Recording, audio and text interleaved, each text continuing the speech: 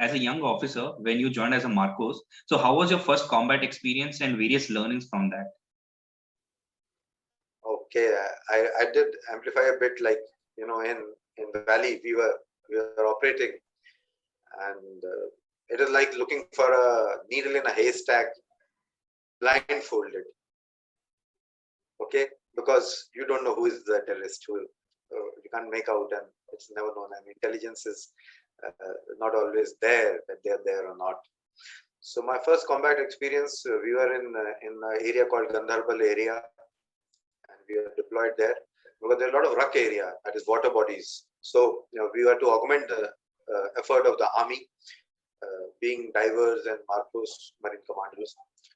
So we were told that there is some direction finders. From there we come to know that there is movement, but we have not been able to intercept it. So Lieutenant Commander Tilak Raj Thakur and me, we decided that we'll set up an ambush and try to get these guys. So he did set up an ambush. We went out in the night, late in the night, so that no one comes to know, the local population doesn't come to know, and the terrorists don't come to know. And he was setting up his ambush in an old Kashmiri Pandit's house, which was dilapidated. And I had set it up on a road junction where there was a jungle behind, a plantation behind, so it was a good route for the terrorists to move. That's what we anticipated. And this was first day, in the night we were setting it up. We were not aware of the local terrain so much. We had certain army guys to guide us and things like that. And by the time we were setting up, the first team had missed. They saw some movement and they saw somebody's moving. By the time they could gauge the situation, these around 4 or 5 guys had moved off. And it all happened in a flash. And even he didn't have time to alert me. We were in communication with each other. I was setting up my ambush here, and one of my guys tells me from a night vision goggles that I can see some movement across in the field.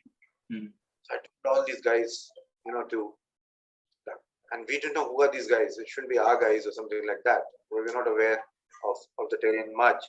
So we tried to inquire whether, I put one guy to scream and check who are there. We didn't come to know. We flashed a light also. Although it was dangerous, from the side we did just to be sure. And we didn't see anyone, but we heard a gun being popped from the other side. Immediately I told my guys to open fire, and we started firing towards the general direction. It was dark, around 2 in the night. And we got some return fire, and this encounter went on for around an hour, and then we stopped. And there was nothing from the other side. So we were very happy that I think we have neutralized this terrorist, and that's a great thing. So slowly we sent our recce teams to go and check, and to our dismay, we didn't find anyone. So then we communicated with the other team and then got hang of the situation. They also said that they had seen some people cross, and there were at least 5 people. And we searched that area, we got them out, we searched that whole area and didn't find a single terrorist. We were very deep. How did we lose them, and what happened, and we could have set it up.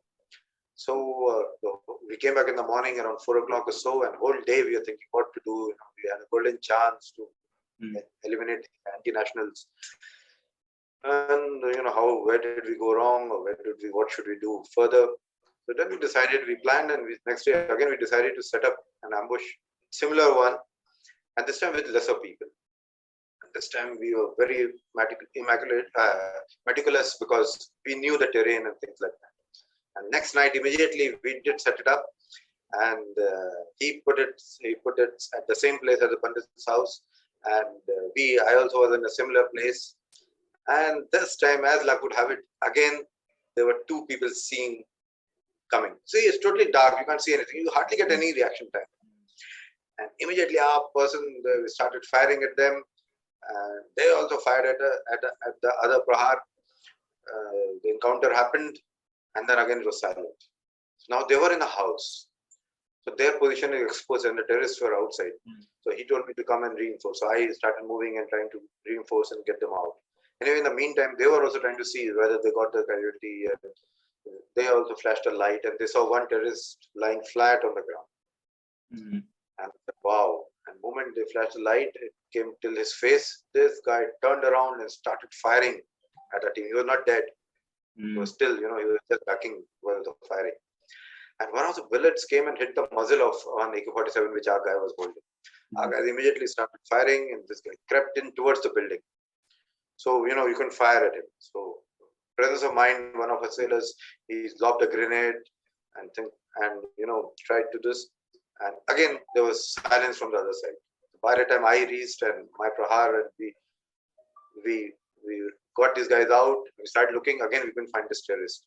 The whole night we searched, we laid an ambush all around. We saw some blood marks and things like that. Somebody going, but we never found the body. Morning, we got the sniffer dog, and there was a plantation there nearby. And so the sniffer dog was checking and going. And we were all stationed all around. And whole night we were there. Your weapons get so cold that it gets very uncomfortable. But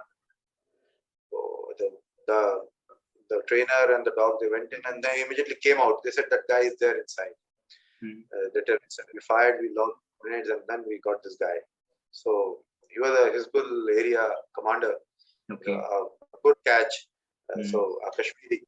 So ups and downs, and your life is at stake. But yes, that passion to eliminate all the anti-nationals did really get us success. Got it.